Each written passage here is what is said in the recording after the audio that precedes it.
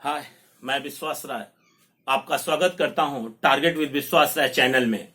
आज हम एक नए विषय के साथ आपके सामने आए हैं जो कि एग्जामिनेशन यानी कॉम्पिटिटिव एग्जामिनेशन के दृष्टिकोण से देखा जाए तो भारतीय संविधान का एक महत्वपूर्ण चैप्टर साबित होता है।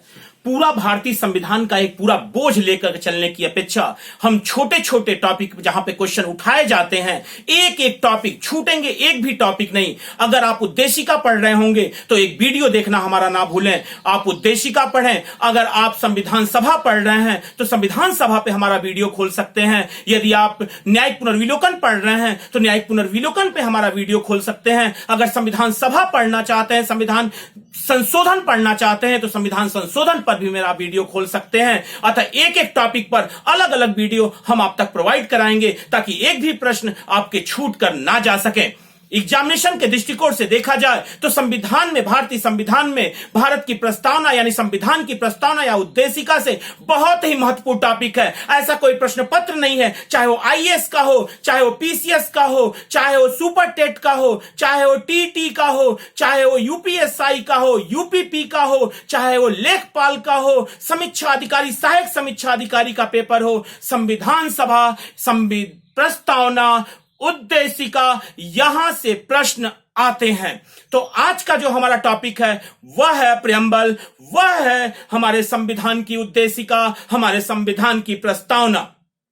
हमें कहने में कोई हिचक नहीं कि जब संविधान बनने की मोड़ पर चला गया, यानी 9 दिसंबर 1946 को जब संविधान सभा की पहली बैठक हुई, याद रखना बच्चों, 9 दिसंबर 1946 जब संविधान सभा की पहली बैठक, संविधान सभा की पहली बैठक, संविधान सभा की पहली बैठक 9 दिसंबर 1946 संविधान सभा की जब पहली बैठक हुई तो आपको पता है डॉक्टर सच्चिदानंद सिन्हा को यह अस्थायी अध्यक्ष के रूप में नियुक्त किया गया। 11 दिसंबर 1946, 11 दिसंबर, एक दिन बाद 11 दिसंबर 1946 संविधान सभा की दूसरी बैठक, बहुत ध्यान से देखिएगा, संविधान सभा की दूसरी बैठक, संविधान सभा की दूसरी बैठक। और ठीक 13 दिसंबर, याद करने का तरीका, 9 के बाद 10 गए तो 11, 11 के बाद 12 गए तो 13 दिसंबर 1946 यहां पे उद्देशिका का प्रस्ताव लाया गया, उद्देशिका का प्रस्ताव लाया गया। क्वेश्चन पूछता है उद्देशिका का प्रस्ताव किसने लाया, तो पंडित जवाहरलाल नेहरू द्वारा लाया गया, पंडित जवाहरलाल नेहरू द्वारा लाया गया, पंडित जवाहरलाल नेहरू द्वारा।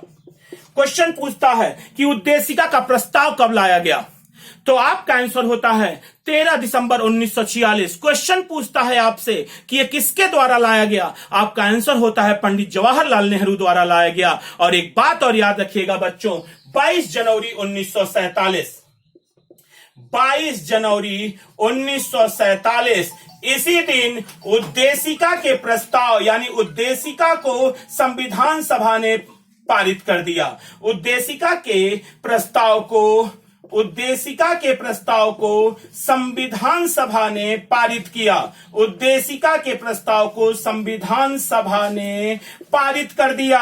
याद रखिएगा, एक भी क्वेश्चन बच के नहीं जाएगा। 22 जनवरी 1947 क्वेश्चन पूछेगा संविधान सभा ने उद्देशिका के प्रस्ताव को पारित कब किया, आपका आंसर होगा 22 जनवरी 1947 को संविधान सभा ने उद्देशिका के प्रस्ताव को पारित कर दिया। अगला क्वेश्चन आपके पास जाएगा कि संविधान सभा को संविधान बनाने का आदेश कब मिला। एक बात और याद रखिएगा, एक बात और याद रखिएगा, अगर यदि आपसे प्रश्न पूछता है कि संविधान सभा को संविधान बनाने का आदेश कब मिला, तो आपका आंसर, इसे आप चाहे तो स्क्रीनशॉट ले सकते हैं, स्क्रीनशॉट ले सकते हैं। अब आपसे प्रश्न पूछता है संविधान सभा को संविधान बनाने का आदेश कब मिला, तो यही तिथि है जब संविधान सभा को संविधान बनाने का आदेश मिला। संविधान सभा को संविधान बनाने का आदेश मिला। संविधान सभा को संविधान बनाने का आदेश मिला। एक ही तिथि उद्देशिका के प्रस्ताव को कब पारित किया संविधान सभा ने? आंसर होगा 22 जनवरी 1947। 22 जनवरी 1947। यदि प्रश्न ऐसे ही पूछ दे आपसे कि संविधान सभा को संविधान बनाने का आदेश कब मिला, तो भी आपका आंसर यही होगा 22 जनवरी 1947। 22 जनवरी 1947। तो ये रहा हमारे डेट। कुछ फिर से एक बार हम रिवीजन करना चाहेंगे आपके लिए, क्योंकि प्रश्न बहुत ही महत्वपूर्ण है। संविधान सभा में उद्देशिका का प्रस्ताव किसने लाया? पंडित जवाहरलाल नेहरू ने। कब लाया? 13 दिसंबर 1946 को। संविधान सभा ने कब पारित किया? 22 जनवरी 1947 को। संविधान सभा को संविधान बनाने का आदेश कब मिला? फिर वही डेट 22 जनवरी 1947 को संविधान सभा को संविधान बनाने का आदेश मिला। और एक चीज और बच्चों, जो उद्देशिका का प्रस्ताव लाया गया था पंडित जवाहरलाल नेहरू के उद्देशिका का जो प्रस्ताव लाया गया था, प्रस्ताव, एक बात बहुत आसानी से, प्रस्ताव, उसमें कुल कितने अनुच्छेद थे? उसमें कुल 8 अनुच्छेद थे। पूछा गया क्वेश्चन बीपीएससी में, बिहार पब्लिक सर्विस कमीशन में, कि संविधान सभा को दिया गया उद्देशिका का प्रस्ताव में, संविधान सभा के लिए दिए गए उद्देशिका के प्रस्ताव में, पंडित जवाहरलाल नेहरू द्वारा लाए गए उद्देशिका के प्रस्ताव में कुल कितने अनुच्छेद थे? तो आपका आंसर होता है कुल 8 अनुच्छेद थे। कुल कितने अनुच्छेद थे? 8 अनुच्छेद थे। 8 अनुच्छेद थे। आते हैं टॉपिक पे। केवल वहीं रुकेंगे जहां से क्वेश्चन उठ रहे हैं, जो आपके लिए बहुत महत्वपूर्ण है। 2 चीजें आती हैं। हमने कहां से ग्रहण किया है? आखिर हमने इस प्रस्तावना को ग्रहण कहां से किया है? प्रस्तावना को ग्रहण, अगर प्रश्न पूछता है दो प्रश्न अगर पूछता, कहता है प्रस्तावना का विचार।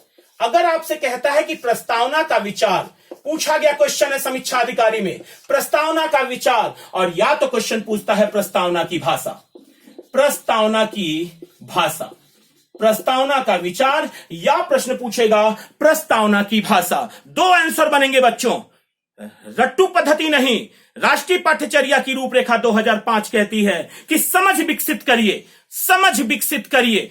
आइए, अगर आपसे क्वेश्चन पूछता है कि प्रस्तावना का विचार कहां से लिया गया, तो आप तुरंत कहते हैं संयुक्त राज्य अमेरिका से।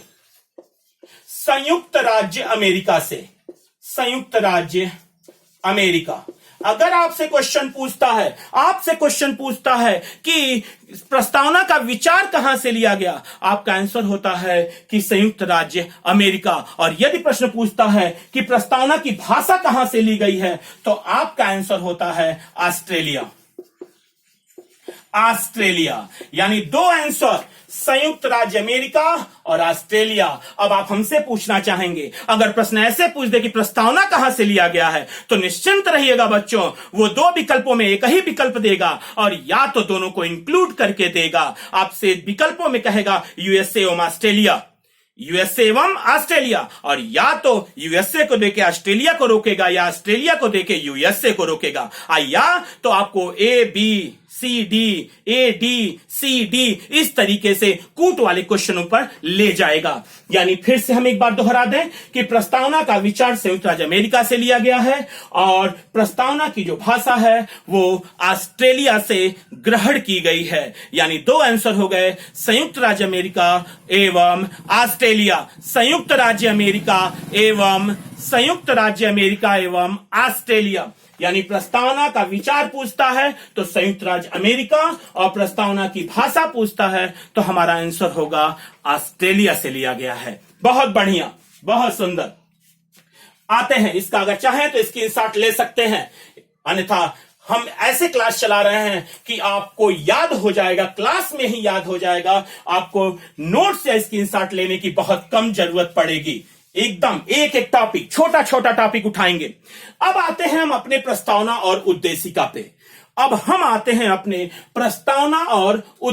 पे। तो एक बार प्रस्तावना हम पढ़ते हैं। We the people of India, यानी कुछ हम क्वेश्चन बाद में जाएंगे। अगर हम पहले पढ़ें तो हम भारत के लोग भारत को एक संपूर्ण प्रभुत्व संपन्न समाजवादी पंथ निरपेक्ष लोकतंत्रात्मक गणराज्य बनाने के लिए तथा उसके समस्त नागरिकों को सामाजिक आर्थिक व राजनीतिक न्याय विचार अभिव्यक्ति विश्वास धर्म और उपासना की स्वतंत्रता प्रतिष्ठा और अवसर की समता प्राप्त कराने के लिए तथा उन सब में व्यक्ति की गरिमा और राष्ट्र की एकता और अखंडता सुनिश्चित करने वाली बंधुता बढ़ाने के लिए दृढ़ संकल्प होकर अपनी इस संविधान सभा में आज दिनांक 26 नवंबर 1949 मिति मार्गशीर्ष शुक्ल सप्तमी संवत 2006 विक्रमी को एतद द्वारा इस संविधान में अंगीकृत अधिनियमित तथा आत्मार्पित करते हैं। अब यहां से प्रश्न कैसे कैसे बनेंगे? अब यहां से कैसे प्रश्न बनेंगे? तो सबसे पहले क्वेश्चन पूछता है कि हमारा संविधान किस शब्द से चालू हुआ है, वाक्य से। तो we the people of India, हम भारत के लोग। ये हमने संयुक्त राष्ट्र के चार्टर से लिया है। एक बात और याद रखें, ये हमने संयुक्त राष्ट्र संघ के चार्टर से लिया है कि हम संयुक्त राष्ट्र संघ के लोग, यानी ये जो शब्द हम भारत के लोग आप देख रहे हैं, एक बात याद रखिएगा, एक बात याद रखिएगा, हम भारत के लोग, हम भारत के लोग, ये जो शब्द आप वाक्य देख रहे हैं, ये हमने यूएनओ के चार्टर से लिया है, यूएनओ के चार्टर से लिया है। हम भारत के लोग, we the people of India, हम भारत के लोग। यानी क्वेश्चन पूछता है संविधान में भारत के किन नामों का उल्लेख हुआ है। अभी देख रहे हैं, बार बार दोहरा रहे हैं, एक बार हम भारत कह रहे हैं और एक बार उसी को हम इंडिया कह रहे हैं। यानी संविधान में दो नामों से भारत को पुकारा गया है। संविधान में ये दो नाम कौन कौन से हैं, एक एक क्वेश्चन पूछेगा। एक है भारत और एक है इंडिया, एक है भारत और एक है इंडिया। अब दूसरे प्रश्न पे आते हैं, ध्यान दीजिएगा बच्चों। यहां पे आप एक शब्द देख रहे हैं समाजवादी, यहां पे देख रहे हैं पंथ निरपेक्ष, और यहीं पर आप अब छठे पे आएंगे, यानी छठा कहने का मतलब छठे पैरे पे अगर आएंगे तो और अखंडता शब्द यहां देख रहे हैं। यानी याद रखिएगा कि जब संविधान का निर्माण हुआ तो उसकी उद्देशिका में तीन शब्द नहीं थे, समाजवादी, पंथ निरपेक्ष और अखंडता। एक बात याद रखिएगा, जब 42वां संविधान संशोधन 1976 आया, 42वां संविधान संशोधन 1976 के द्वारा तीन शब्द जोड़े गए। पहला शब्द था समाजवादी, दूसरा शब्द था पंथ निरपेक्ष और तीसरा शब्द था और अखंडता, और अखंडता। समाजवादी और पंथ निरपेक्ष उद्देशिका के पहले पैरे में जोड़े गए। क्वेश्चन पूछा है किस पैरे में? उद्देशिका का पहला पैरा, पहला पैरा। और जो और अखंडता शब्द था वो उद्देशिका के छठे पैरे में जोड़ा गया। उद्देशिका के छठवें पैरे में, छठवें पैरा में।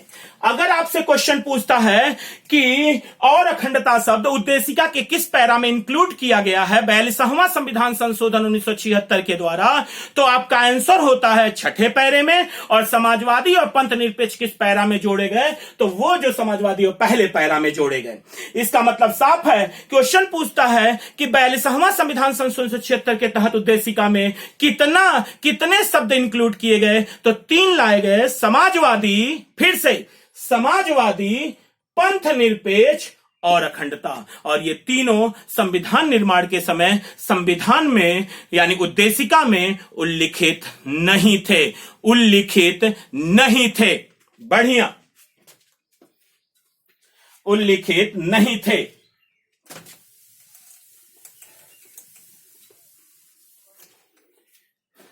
आगे आते हैं, क्वेश्चन पूछा उत्तर प्रदेश पीसीएस में मेंस एग्जामिनेशन 2016 में, बच्चों ध्यान देना, उसने आपसे पूछा कि न्याय कितने प्रकार के होते हैं।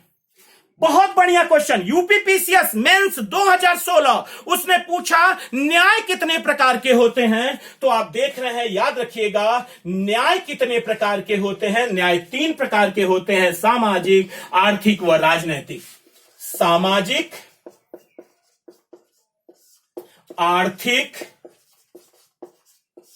व राजनैतिक। सामाजिक, आर्थिक व राजनैतिक। क्वेश्चन पूछा बीपीएससी में कि स्वतंत्रता कितने प्रकार की होती है। तो याद रखना बच्चों, स्वतंत्रता जो है, स्वतंत्रता वो 5 प्रकार की होती है। स्वतंत्रता 5 प्रकार की होती है, विचार की, अभिव्यक्ति की, विश्वास की, धर्म की और उपासना की। विचार, अभिव्यक्ति, विचार, अभिव्यक्ति, विश्वास, धर्म, उपासना। आपसे क्वेश्चन पूछेगा निम्नलिखित में से कौन सी स्वतंत्रता उद्देशिका में या संविधान में वर्णित नहीं है। तो याद रखिएगा, हमारे पास न्याय जो है वो 3 है और स्वतंत्रता जो है वो 5 है। और वो 5 कौन कौन से हैं? विचार की स्वतंत्रता है, अभिव्यक्ति की स्वतंत्रता है, विश्वास की स्वतंत्रता है, धर्म की स्वतंत्रता है और उपासना की स्वतंत्रता है। अगला, समता कितने प्रकार की है। क्वेश्चन पूछता है कि संविधान में दी गई समता कितने प्रकार की है। तो बच्चों 2 प्रकार की समता है, एक प्रतिष्ठा की समता है और एक अवसर की समानता है या अवसर की समता है। यानी समता कितने प्रकार की हो गई? 2 प्रकार की हो गई। न्याय कितने प्रकार का? 3, सामाजिक, आर्थिक व राजनैतिक। स्वतंत्रता कितने प्रकार की? 5, विचार की, अभिव्यक्ति की, विश्वास की, धर्म की और उपासना की। और समता कितने प्रकार की? 2, प्रतिष्ठा की और अवसर की। यानी आपसे पूछेगा निम्नलिखित में से कौन सी समता संविधान में नहीं दी गई है। तो 2 ही दी गई है, एक प्रतिष्ठा की समता दी गई है और एक अवसर की समता दी गई है। अगले पे उसने क्वेश्चन पूछा, ध्यान दीजिएगा, यहां पे आइएगा, गरिमा और राष्ट्र की एकता और अखंडता सुनिश्चित करने वाली बंधुता बढ़ाने के लिए दृढ़ संकल्प। संविधान संकल्पित किसमें है? उसका संकल्प कौन कौन से हैं? तो संकल्प 2 ही केवल हैं। संकल्प केवल 2 हैं। कौन कौन से? व्यक्ति की गरिमा और राष्ट्र की एकता और अखंडता। व्यक्ति की गरिमा और राष्ट्र की एकता और अखंडता। राष्ट्र की एकता और अखंडता। राष्ट्र की एकता और अखंडता। तो बच्चों तैयार हो जाइए एक बार और रिवीजन के लिए। न्याय 3 है, सामाजिक, आर्थिक व राजनैतिक। स्वतंत्रता 5 दी गई है, विचार की, अभिव्यक्ति की, विश्वास की, धर्म की और उपासना की। क्वेश्चन पूछता है, समता 2 है, प्रतिष्ठा की और अवसर की। और संकल्प 2 है, व्यक्ति की गरिमा की और राष्ट्र की एकता और अखंडता की। आप इसे स्क्रीनशॉट ले सकते हैं, या जल्दी नोट नहीं कर पा रहे हैं तो इसको एक स्क्रीनशॉट आप तुरंत ले सकते हैं और अपने नोट्स में इसे बेहतर तरीके से नोट कीजिए। क्वेश्चन पूछता है, हो चुका होगा।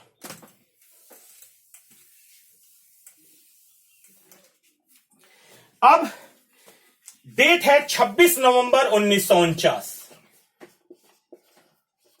इसी दिन याद रखिएगा, इसी दिन संविधान को अंगीकृत किया गया, अधिनियमित किया गया और आत्मार्पित किया गया। आत्मार्पित यानी 3। क्वेश्चन पूछता है कि निम्नलिखित में से किस तारीख को, किस डेट को हमने संविधान को अंगीकृत किया है, अधिनियमित किया है, आत्मार्पित किया है। आपका आंसर होता है 26 नवंबर 1949 मिति मार्गशीर्ष शुक्ल सप्तमी संवत 2006 विक्रमी को। एतद द्वारा इस संविधान में हम इसे अंगीकृत करते हैं, अधिनियमित करते हैं तथा आत्मार्पित करते हैं। और याद रखिएगा बच्चों, इसी तारीख को इसी कारण हम विधि दिवस के रूप में मनाते हैं। विधि दिवस के रूप में मनाते हैं। विधि दिवस के रूप में हम 26 नवंबर 1949 को हम विधि दिवस के रूप में मनाते हैं। ठीक है, इसे पुनः नोट कर लीजिए, एक भी प्रश्न बाहर नहीं जाएगा, इसकी गारंटी हम लेते हैं।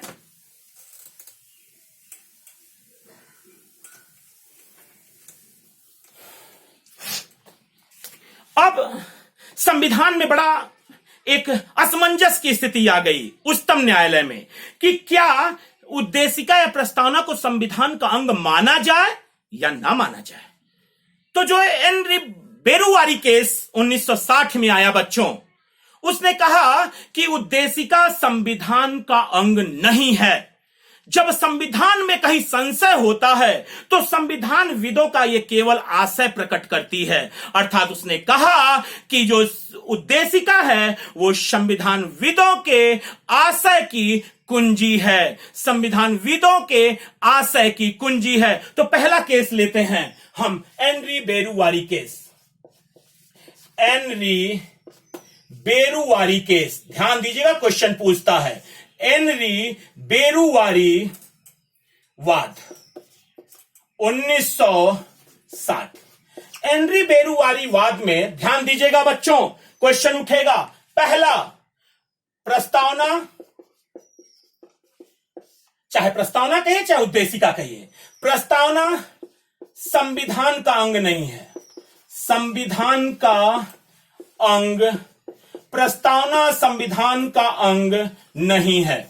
चलिए, और दूसरा कहता है कि जो प्रस्तावना है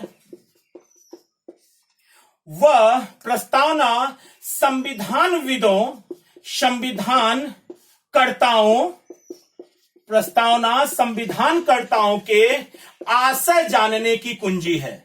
आशय जानने की कुंजी है, आशय जानने की कुंजी है। क्वेश्चन पूछता है कि बेरुवारी केस में आपसे कथन कारण पूछ लेगा, तो याद रखिएगा प्रस्तावना संविधान का अंग नहीं है। एनरी बेरुवारी वाद 1960 में वो कहते हैं, वाद में निश्चय होता है कि जो उद्देशिका या प्रस्तावना है वो संविधान का अंग नहीं है, और दूसरा जो उद्देशिका या प्रस्तावना है वो संविधानकर्ताओं के आशय को जानने की कुंजी है। किस वाद में निश्चय किया गया? आपका आंसर होता है एन बेरुवारी वाद में यह तय हुआ कि केवल ये कुंजी है। दूसरे पे आते हैं, इसको स्क्रीनशॉट ले सकते हैं। दूसरे पे आते हैं। दूसरा है महत्वपूर्ण केस है केशवानंद भारती, केशवानंद भारती बनाम केरल राज्य, बनाम केशवानंद भारती बनाम केरल राज्य 1973। केशवानंद भारती बनाम केरल राज्य में कि जो प्रस्तावना है, प्रस्तावना संविधान का अभिन्न अंग है। प्रस्तावना संविधान का अभिन्न अंग है। प्रस्तावना संविधान का अभिन्न अंग है। दूसरा, न्याय योग्य नहीं है। न्याय योग्य नहीं है, यानी इसके आधार पर निर्णय नहीं सुनाया जा सकता। तीसरा, प्रस्तावना संविधान का अभिन्न अंग है, न्याय योग्य नहीं है, प्रस्तावना में संशोधन किया जा सकता है। प्रस्तावना में संशोधन किया जा सकता है। प्रस्तावना में संशोधन किया जा सकता है। प्रस्तावना में संशोधन किया जा सकता है, यानी केशवानंद भारती बनाम केरल राज्य 1973। पहला, प्रस्तावना संविधान का अभिन्न अंग है। दूसरा, न्याय योग्य नहीं है, यानी इसके आधार पर न्याय नहीं सुनाया जा सकता। और तीसरा, प्रस्तावना में जो संशोधन किया जा सकता है, लेकिन मूल ढांचे को नष्ट नहीं किया जा सकता। लेकिन मूल ढांचा नष्ट नहीं किया जा सकता, नहीं किया जा सकता, यानी मूल ढांचा नष्ट नहीं किया जा सकता। किस केस में निकल कर आ रहा है बच्चों? केशवानंद भारती बनाम केरल राज्य 1973 में निकल कर आ रहा है। इसे नोट कर लीजिएगा। प्रस्तावना संविधान का अभिन्न अंग है, न्याय योग्य नहीं है, प्रस्तावना में संशोधन किया जा सकता है, लेकिन मूल ढांचा नष्ट नहीं किया जा सकता। अगले पे आते हैं, S R Bommai, S R Bommai, S R बोम्मईवाद 1993। न्यायमूर्ति हैं N Ramaswamy, N Ramaswamy N Ramaswamy न्यायमूर्ति हैं, एन रामास्वामी। सेम यही चीज ये भी कहते हैं कि जो प्रस्तावना है वो संविधान का अभिन्न अंग है। जो प्रस्तावना है वो संविधान का अभिन्न अंग है, संविधान का अभिन्न अंग है। याद रखिएगा, एन.आर. बोम्मईवाद में भी प्रस्तावना जो संविधान का अभिन्न अंग है, प्रस्तावना संविधान का अभिन्न अंग है। एस.आर. बोम्मईवाद 1993। न्यायमूर्ति बैठे हुए हैं एन रामास्वामी। अगले पे आते हैं गोलकनाथ बनाम पंजाब राज्य। गोलकनाथ बनाम पंजाब राज्य 1967। गोलकनाथ बनाम पंजाब राज्य 1967। सबसे महत्वपूर्ण न्यायमूर्ति हैं मोहम्मद हिदायतुल्लाह। न्यायमूर्ति बैठे हुए हैं मोहम्मद हिदायतुल्लाह। नाम सुना होगा। ऐसे न्यायमूर्ति, एकमात्र ऐसे मुख्य न्यायाधीश जो भारत के राष्ट्रपति के पद का दायित्व भी निर्वहन किए हैं, मोहम्मद हिदायतुल्लाह, और बाद में चल के वाइस प्रेसिडेंट ऑफ इंडिया भी बने। जब हम भारत के राष्ट्रपति का टॉपिक लेंगे तो पूरी तरीके से क्लियर करेंगे। न्यायमूर्ति गोलकनाथ बनाम पंजाब राज्य में संविधान की प्रस्तावना को संविधान की आत्मा कहा गया। बहुत महत्वपूर्ण प्रस्तावना को संविधान की आत्मा कहा गया। प्रस्तावना को संविधान की आत्मा कहा गया। संविधान की आत्मा कहा गया। क्वेश्चन पूछेगा संविधान की आत्मा किसे कहा गया, आपका आंसर हुआ किस वाद में कहा गया, तो आप कहेंगे गोलकनाथ बनाम पंजाब राज्य में कहा गया। संविधान की आत्मा किसे कहते हैं, आपका आंसर होगा प्रस्तावना को संविधान की आत्मा कहते हैं। हाँ, हमारे डॉक्टर भीमराव अंबेडकर के अनुसार अनुच्छेद 32 संवैधानिक उपचारों के अधिकार को संविधान की आत्मा कहा जाता है। अगर ये प्रश्न आपसे पूछता है डॉक्टर भीमराव अंबेडकर के अनुसार संविधान की आत्मा कौन सी है, तब आपका आंसर अनुच्छेद 32 होगा। अनुच्छेद 32 होगा, संवैधानिक उपचारों का अधिकार होगा, जिसे संविधान की आत्मा कहा गया। अब इसी टर्म में हम केवल 2 को लेना चाहेंगे। एक के.एम. मुंशी का उद्धरण आपको देना चाहेंगे। के.एम. मुंशी और एक सुभाष कश्यप। एक के.एम. मुंशी और एक सुभाष कश्यप। के.एम. मुंशी प्रस्तावना को राजनीतिक जन्म कुंडली कहते हैं। प्रस्तावना राजनीतिक जन्म कुंडली है। प्रस्तावना राजनीतिक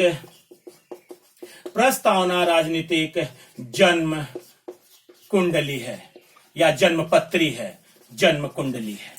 के.एम. मुंशी प्रस्तावना, क्वेश्चन पूछता निम्नलिखित में से किसने प्रस्तावना को जन्मपत्री कहा है, के.एम. मुंशी ने। और मैं सुभाष कश्यप का एक उद्धरण देकर इस टॉपिक को बंद करना चाहूंगा कि यदि संविधान हमारा शरीर है तो उद्देशिका उस शरीर की आत्मा है, और यदि उद्देशिका आधारशिला है तो संविधान उस पर खड़ी अट्टालिका है। सुभाष कश्यप का कथन है।